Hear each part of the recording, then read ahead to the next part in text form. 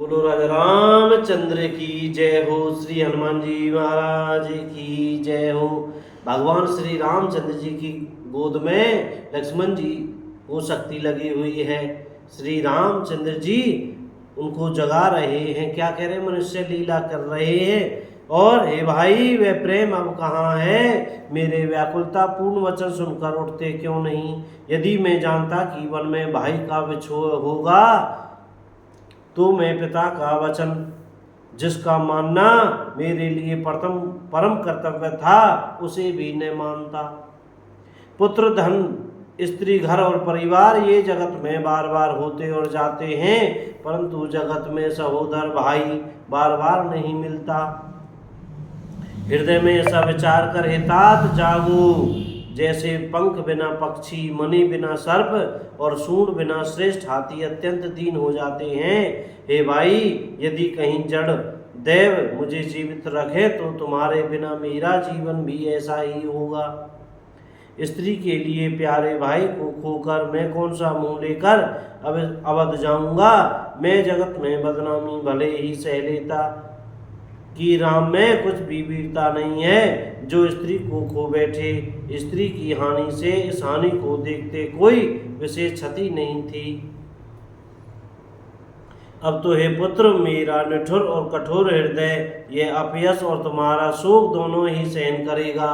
हे तात, तुम अपनी माता के एक ही पुत्र और उसके प्राणाधार हो। सब प्रकार से सुख देने वाला और परम हितकारी जानकर उन्होंने तुम्हें हाथ पकड़कर मुझे सौंपा था। अब मैं जाकर उन्हें क्या उत्तर दूंगा? हे भाई, तुम उठकर मुझे सिखाते समझाते क्यों नहीं? सोच से छुड़ाने वाले श्री राम जी बहुत प्रकार से सोच कर रहे हैं। उनके कमल की पंखुड़ी के समान नेत्रों से विषाद के आंसुओं का जल बह रहा है। शिव जी कहते हैं, हे उमा, श्री रघुनाथ जी एक अद्वितीय अखंड वियोग रहित हैं। भक्तों पर कृपा करने वाले भगवान ने लीला करके मनुष्य की दशा दिखलाई है। प्रभु के लीला के लिए किए गए प्रलाप को कानों से सुनकर वानरों के समूह व्याकुल हो गए। इतने में ही हनुमान जी आ गए, जैसे करुणा रस के प्रसंग में वीर रस का प्रसंग आ गया हो। श्री राम जी हर्षित होकर हनुमान जी से गले लगकर मिले। प्रभु परम सुजान, चातुर और अत्यंत ही कृतज्ञ हैं। तब वैद्य सुसैन ने तुरंत उपाय किया, जिससे लक्ष्मण जी हर्षित होकर उठ बैठे। प्रभु भाई को हृदय से लगाकर मिले। भालू और वानरों के समूह सब हर्षित हो गए। फिर हनुमान जी ने वैद्य को उसी प्रकार वहां पहुंचा दिया जिस प्रकार वे उस बार पहले उसे ले आए थे। यह समाचार जब रावण ने सुना, तब उसने अत्यंत विषाद से बार बार सिर पीटा।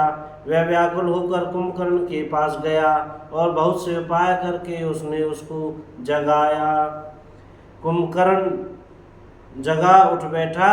वह कैसा दिखाई देता है? मानो स्वयं काल ही शरीर धारण करके बैठा हो। कुंभकर्ण ने पूछा, हे भाई, कहो तो तुम्हारे मुख सूख क्यों रहे हैं?